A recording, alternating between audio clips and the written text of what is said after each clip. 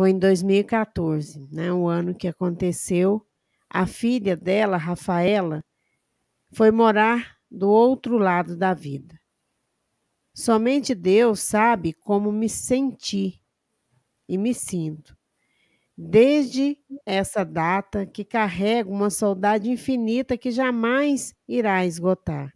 Passe o tempo que passar, irei sempre recordar dela, das coisas que falava, que fazia, mas acima de tudo, das coisas que me fazia sentir como um amor verdadeiro e genuíno.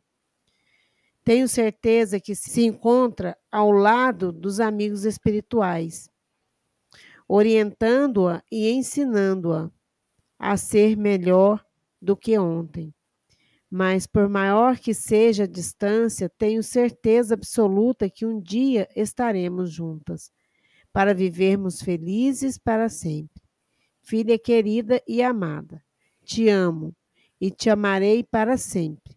Receba com amor e carinho a minha bênção, Rafa. Beijos carinhosos. Que sonha muito com essa filha dela. Só que, de uns tempos para cá, ela só vem pequena, com 5 ou 7 anos. Pode me explicar por quê? Gratidão. Já são 8 anos, vai fazer 8 anos, né? Essa história 2014 fez 8, e exatamente no dia do aniversário de Bezerra de Menezes, 29 de agosto. São marcas muito profundas. A gente não pode esperar que uma ferida com essa intensidade consiga cicatrizar em pouco tempo. A gente precisa compreender que cada um de nós tem um tempo diferente para a cicatrização das nossas dores. Há pessoas que, em função das suas histórias, das condições emocionais que ela possui, elas conseguem mais rapidamente se recomporem. Mas existem indivíduos que precisam de mais tempo, porque são mais frágeis, trazem histórias do presente e do passado que são mais difíceis de serem superadas, vêm de histórias de abandonos, de perdas, e quando a pessoa se defronta com a perda de um ente querido, ela tem mais dificuldade para se levantar. Então, eu penso que não seja interessante que você desenvolva esse sentimento como se você tivesse a obrigação de transpor esse muro imenso que é a perda dos entes queridos, se colocando como se nada tivesse acontecido, até porque as raladuras que ficam em nós, as sequelas de uma história desse tipo, têm, como muito frequentemente acontece, o dom de marcar as nossas almas. Deixa as cicatrizes. Elas fecham, essas feridas fecham, mas nós ficamos cheios de cicatrizes dessas experiências que a vida nos traz.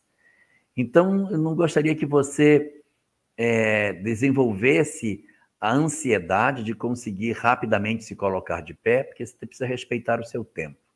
Ao mesmo tempo que a gente também não pode dizer, olha, eu cheguei até aqui, daqui para frente não vou me mexer mais. Não, a gente tem que continuar trabalhando pela nossa cura, pela nossa terapia, para que essa ferida cicatrize. E a gente retome a história com a experiência dessa perda, mas caminhando para frente. Mas a sua pergunta, na verdade, não é nessa direção. A sua pergunta é sobre o fato de que a menina, nos últimos tempos, tem aparecido menor, com menos idade. O que pode ser isso? Não é uma certeza, mas o fato dela aparecer pequena pode representar algumas coisas. A primeira e mais imediata que a gente tem como lógica é que ela esteja trabalhando agora num novo corpo, ela tenha reencarnado e esteja numa nova experiência. Então, é uma possibilidade que ela já esteja reencarnada e por isso você a vê desdobrada como criança. Mas a gente não pode considerar isso como uma situação positiva, real, objetiva, que podem ser outras coisas também. Muitas vezes, nós traduzimos dentro de nós os fenômenos que acontecem pelas nossas próprias crenças.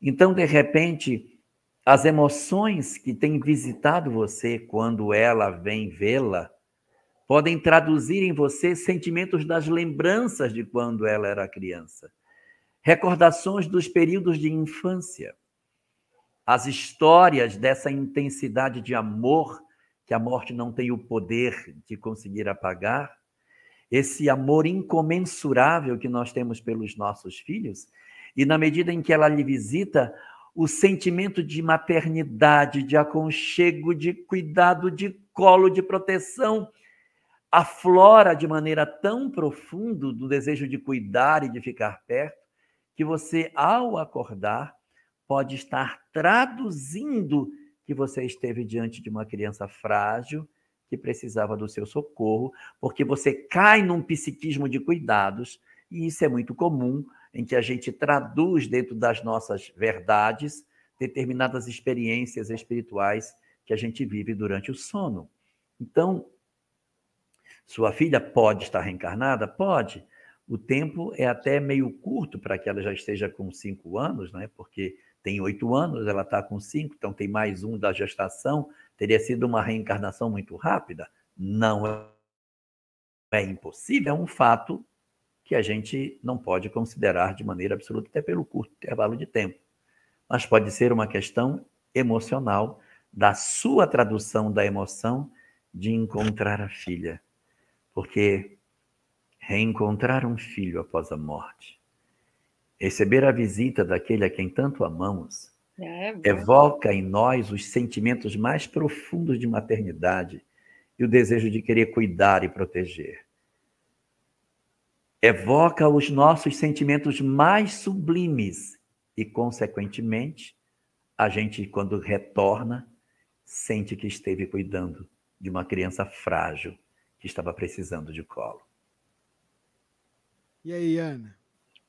Eu achei que foi uma declaração de amor que ela fez para a filha, né? Para a Rafaela. Linda, linda declaração. Eu gostaria de completar. Eu tenho a impressão que essa dor, essa ferida que a gente pode passar, né, nessa existência, duas coisas me ocorreram enquanto o Jorge estava respondendo, né? Primeiro, que não é a primeira vez que a gente sente isso. Nós somos espíritos reencarnantes, já perdemos muitos filhos por aí. Já passamos por essa dor outras vezes, a gente só não lembra, mas a nossa alma lembra. Então, junto com a intensidade dessa experiência, nós temos também experiências de perdas passadas que a gente já passou, né?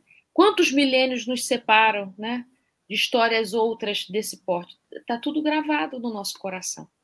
Então, quando a gente passa de novo por isso, a gente está ali amadurecendo, crescendo, mas a gente tem relembranças dessas experiências de partida, despedidas, separações. Então, eu acho que isso ajuda a gente a entender por que às vezes é tão intenso. E a segunda coisa que me ocorreu é que, assim, nessa existência, levando em consideração essa existência, quando um filho volta para o mundo espiritual, nós estamos em dimensões diferentes, mas estamos próximos. Então, a gente vai criando em torno dessa história, a gente vai criando em torno da ferida uma vida com muito sentido. Sabe uma coisa que me parece assim? Sabe quando a gente tem um joelho, que tem problema no joelho, aquilo não tem cura? Aí a gente vai para a fisioterapia fortalecer o músculo em volta para poder dar conta daquele joelho? Eu tenho a impressão que a nossa alma, ela cria algo em torno daquilo que dói tanto para a gente poder dar conta daquilo. Então a gente vai criando uma vida com sentido. Então, o filho já não está mais nas coisas que eu faço.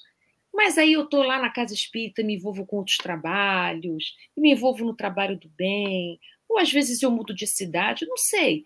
Eu vou dando conta de projetos que eu deixei adormecido e eles podem vir e eu lançá-los para frente. Parece que a gente trai aquele amor porque a gente sente até alegria e bem-estar, mas não. Os nossos entes queridos ficam doidos para ver a gente feliz. Quanto mais sentido e mais rica de sentido a nossa vida for, mais eles ficam pacificados e até nos auxiliam nessas coisas novas, sabe? Acham graça, ficam perto, dão parabéns, contam nos seus grupos terapêuticos: olha, minha mãe está envolvida agora com o trabalho da campanha do quilo, não sei, né? Coisas assim que a gente vai fazendo. Eles ficam orgulhosos do nosso crescimento. Então, quanto mais a gente cria uma vida com sentido em torno disso que nos aconteceu, mais fortaleza a gente vai criando para poder lidar com essa saudade, que sempre vai estar junto, né? E quando você se encontrar com ela, é engraçada essa frase, eu também falo muito essa frase, quando eu me encontrar, quando? Mas eu posso me encontrar todo dia, pelo pensamento, ou quando eu lembro de uma coisa engraçada que ele faz, ou que ele dizia, ou quando vejo uma foto, quando eu faço uma prece. E se quando não é lá, é aqui, agora. Agora que a gente está conversando sobre a Rafaela, tenho certeza que ela está escutando a gente. Então é a gente poder lidar com a nossa vida como espíritas que somos. É isso. Estamos em dimensões diferentes que a materialidade não deixa a gente enxergar tão claro. Mas eles têm essa condição de nos perceber.